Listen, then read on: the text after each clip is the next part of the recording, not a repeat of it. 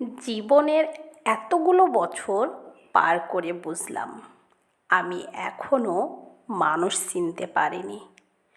যাদের জন্য আমার মন কাঁদে ও হৃদয়ও কাঁদে, তারাই বুঝিয়ে দেয় আমি তাদের কাছে কেউ না। তাই কিছু ভালো তাদের জন্য ছেড়ে আসা উচিত। তাদের কথা ভেবে প্রতিনিয়ত নিজেকে কষ্ট দেওয়া উচিত না।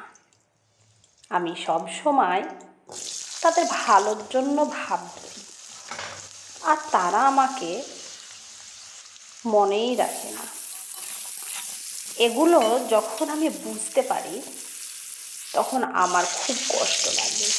তোমরা দেখবে মানুষ কখনো একা থাকতে চায় না। কখন একা থাকে? যখন তার স্বপ্নগুলো ভেঙে চুরমার হয়ে যায়, তখন তারা নিজেকে ঘরের ভিতরে বন্দি করে ফেলে এবং একা থাকতে ভালোবাসে। সেটাই একদিন অভ্যেসে পরিণত হয়ে যায়।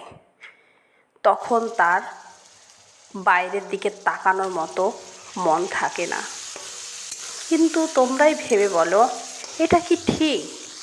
তুমি যার জন্য কষ্ট পাচ্ছ সে ঠিকই ভালো আছে, শুধু তুমি খারাপ আছো। তোমার দিনগুলো, সময়গুলো আস্তে আস্তে পার করে যাচ্ছে, তুমি নিজেকে বন্দি রেখেছো।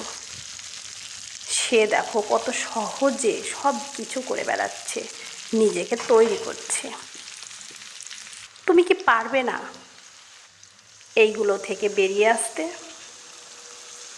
এটাই তোমাকে ভাবতে হবে, আর এটাই করে দেখাতে হবে নিজেকে সুস্থ রাখার জন্য।